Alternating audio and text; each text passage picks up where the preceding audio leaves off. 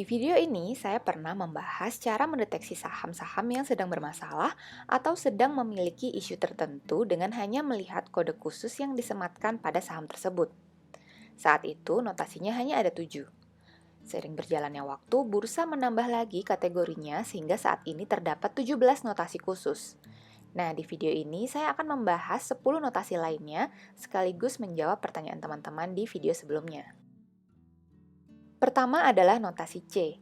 Notasi ini menunjukkan adanya kejadian perkara hukum terhadap perusahaan tercatat, anak perusahaan tercatat, dan atau anggota direksi dan anggota dewan komisaris perusahaan tercatat yang berdampak material. Notasi ini cukup membantu. Kita bisa langsung mengetahui kasus hukum yang menimpa perusahaan ataupun manajemennya tanpa perlu update berita. Namun, sayangnya notasi ini akan hilang setelah periode 3 bulan sejak notasi mulai dikenakan. Jadi, saya pribadi tetap akan menggunakan bantuan Google untuk mengetahui riwayat kasus hukum yang menimpa perusahaan ataupun manajemennya, karena ini menjadi salah satu faktor yang saya pertimbangkan untuk menilai kualitas manajemen. Selanjutnya notasi KEY, yang berarti pembatasan kegiatan usaha perusahaan tercatat dan atau anak perusahaan tercatat oleh regulator. Saat video ini dibuat, tidak ada saham yang memiliki notasi ini.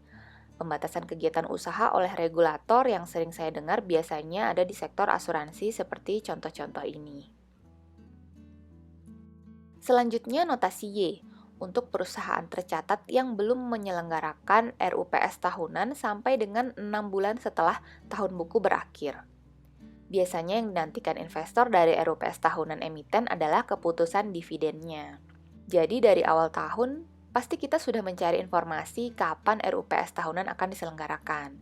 Namun selain keputusan dividen, banyak juga hal-hal penting lainnya yang diputuskan dalam RUPST ini. Dan hal ini memang diatur dalam Undang-Undang Nomor 40 Tahun 2007 tentang perseroan terbatas. Nah, biasanya nih, kalau memang tidak ada isu yang serius, RUPST pasti akan dilaksanakan secepatnya. Di sini kita bisa melihat emiten yang bernotasi Y juga memiliki notasi lainnya, sehingga menurut saya sebaiknya jangan coba-coba dulu deh berinvestasi di perusahaan-perusahaan ini. Notasi selanjutnya berhubungan dengan sanksi administratif dan atau perintah tertulis dari otoritas jasa keuangan yang dikenakan terhadap perusahaan tercatat karena pelanggaran peraturan di bidang pasar modal, di mana notasi F untuk kategori pelanggaran ringan, notasi G untuk kategori pelanggaran sedang, dan notasi V untuk kategori pelanggaran berat. 3 notasi selanjutnya berhubungan dengan adanya saham dengan hak suara multiple, yaitu berdasarkan POJK nomor 22 tahun 2001, satu saham bisa memberikan lebih dari satu hak suara kepada pemegang saham yang memenuhi persyaratan.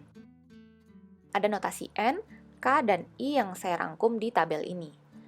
Satu-satunya emiten dan yang pertama kali memiliki saham dengan hak suara multiple di Bursa Efek Indonesia adalah emiten Gotoh.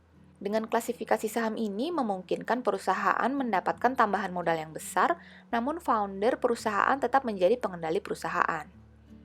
Di sini kita lihat persentase saham yang dimiliki masyarakat adalah 62,48%, namun hak suaranya hanya 28,02%. Sedangkan para pendiri Gotoh, persentase kepemilikan sahamnya kecil, bahkan kurang dari 5%, namun mereka tetap merupakan pengendali perusahaan. Karena rasio saham dengan hak suara multiple pada Gotoh adalah 1:30, sehingga voting power para pendiri ini adalah sebesar 57,45%. Terakhir adalah notasi X, yaitu perusahaan tercatat yang memenuhi kriteria efek bersifat ekuitas dalam pemantauan khusus. Ada 151 perusahaan yang memiliki notasi ini.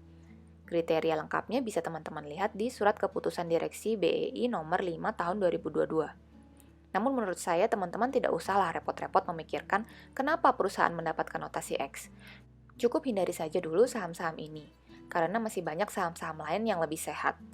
Terima kasih sudah menyaksikan video ini. Happy learning, happy investing!